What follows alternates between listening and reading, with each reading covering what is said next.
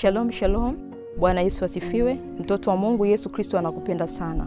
Nina habari njema kwa ajili yako, habari ya ukombozi wa ibada ya sitabaki kama nilivyokuwa, iliyoandaliwa na Mungu mwenyewe kupitia mtumishi wake Nabii Sanga.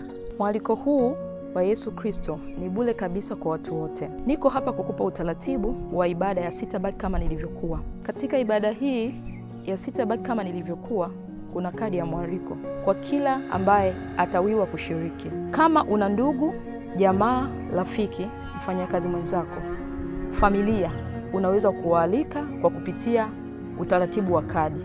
Hatuna limiti ya kuchukua kadi. Wote tunakaribisha uwachukulie kadi na waweze kufika kwenye ibada ya ukombozi wa sitabaki kama nilivyokuwa.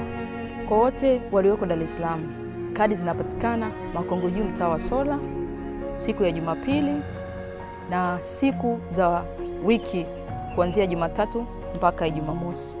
Karibuni sana, mchukue kadi kwa ajili ya kufunguliwa, kwa ajili ya kukombolewa kwenye ibada ya sitabaki kama nilivyokuwa.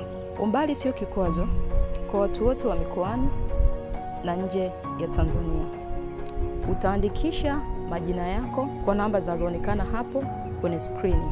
Katika namba hizi utaandika majina yako yote mawili, namba yako ya simu, mahali unakotoka, na tarehe ya kuja kwa ajili ya kupokea ukombozi wako wa sitabaki kama nilivyo, na tarehe ya kutoka.